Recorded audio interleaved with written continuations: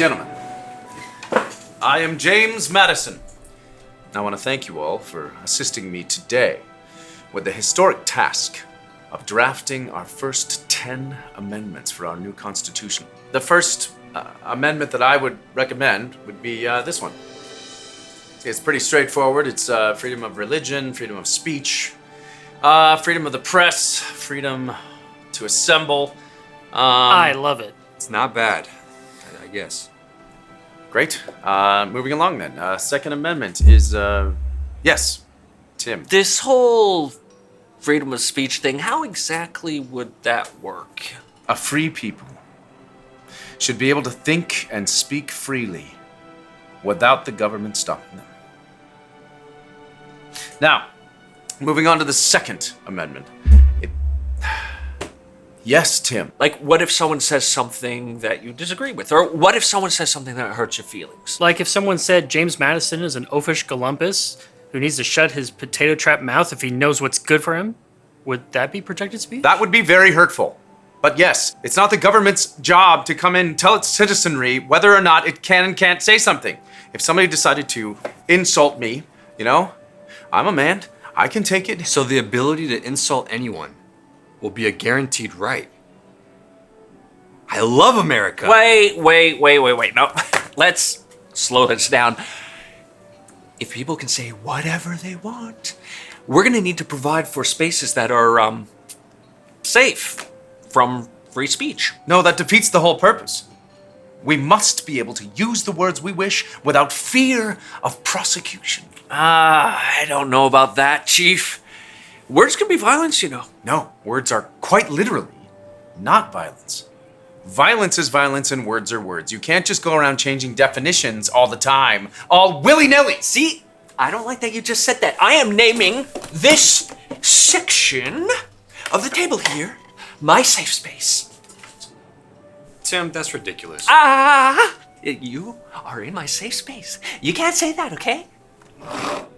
So, with this whole free speech thing, what happens if someone says something that's untrue? We're gonna need a team of fact checkers funded by the government to identify misinformation. The government would never fund fact checkers against its own citizenry, not if the First Amendment has anything to say about it. I give it 250 years. Yeah, don't be a gullible, ignorant rube. Okay, moving on to the Second Amendment. Not so fast. What about cyberbullying? What about misgendering? What about jokes that punch down on marginalized communities? What about hate speech? What is hate speech? I think it's something like, I hate you, you scurvy knave. You have the wit of a damn turnip, James Madison! You can't commit hate speech against him. He's a cis white male.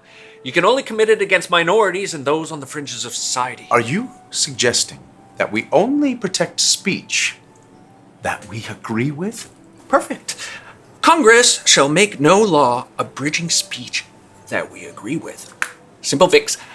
Glad we worked that out. No, that undermines the whole purpose. We must protect all speech, or no speech is safe. I like where you're going with that, but okay, hear me out.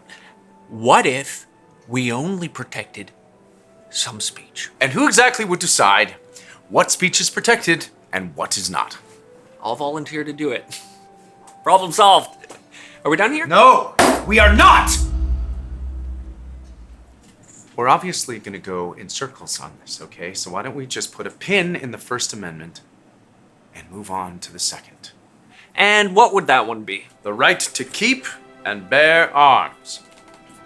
But if everyone has guns, how am I going to stop them from saying things I don't like? Just saying.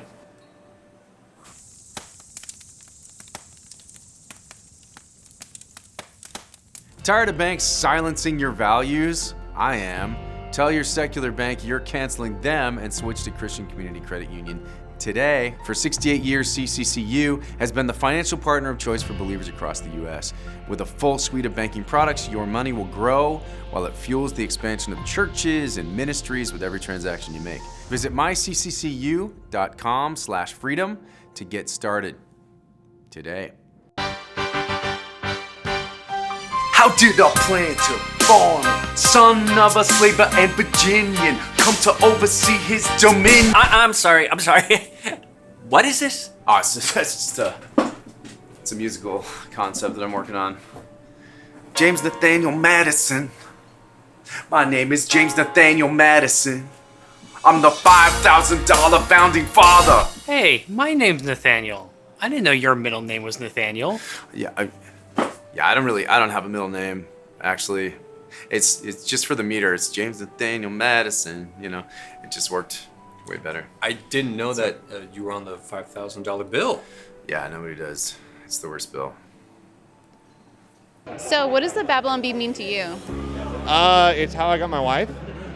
What? It's based news reporting. It's like another proverb. I feel like it's really a support group as opposed to satire. Like a community of like-minded people. What is the importance of speaking truth to power through satire? The Lord.